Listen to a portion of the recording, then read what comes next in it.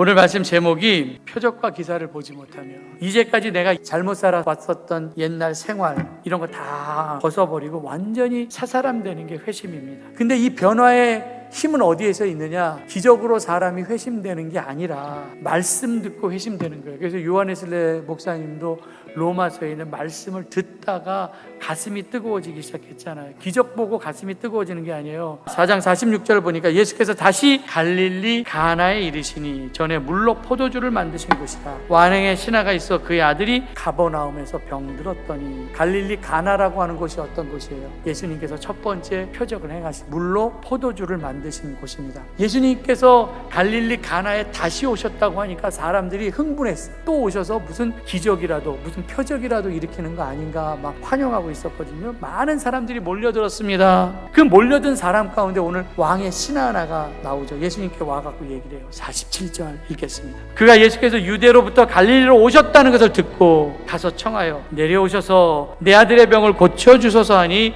그가 거의 죽게 되었습니다.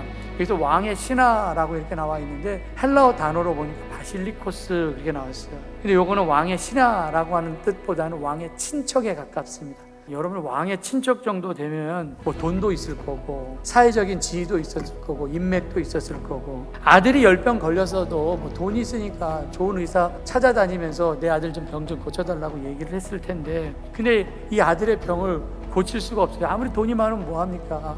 아들 병을 못 고치는데. 근데 예수님께서 그 첫 번째 기적을 일으켰었던 가나에 오셨다고 하니까 그것을 듣고선 지푸라기라도 짚는 심정으로 예수님을 찾아왔습니다. 그리고 예수님한테 얘기를 하죠. 나와 함께 가버나움에 가서 내 아들을 좀 살려달라 애원을 합니다. 49절 읽겠습니다. 신하가 이르되 주여 내 아이가 죽기 전에 내려오셔서. 좀 빨리 가자라는 거예요. 시간이 없다라는 거예요. 거의 죽게 되었다라는 겁니다. 근데 그 간청을 들으시고 예수님께서 뭐라고 얘기를 해요? 이렇게 말씀하셔요. 50절에 예수께서 이르시되 가라 내 아들이 살아있다 하시니 그 사람이 예수께서 하신 말씀을 믿고 가더니. 그렇게 나와 있어요. 이 말 듣고 좀 실망했을 수도 있습니다. 근데 이 왕의 신하는 어떻게 했어요? 말씀을 믿고 갔다.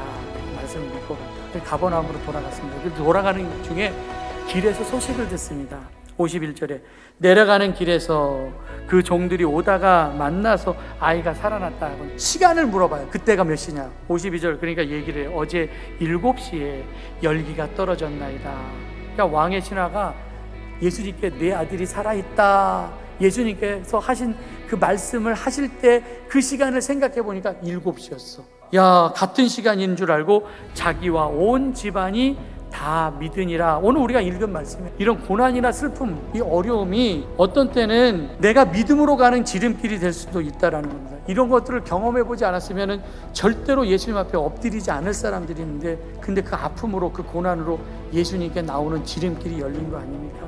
기적을 보고 믿는 거 물론 바른 믿음은 아니지만, 그럼에도 하나님께서 우리에게 기적을 보여주시는 것은 믿게 하기 위해서요. 믿게 하기 위해서.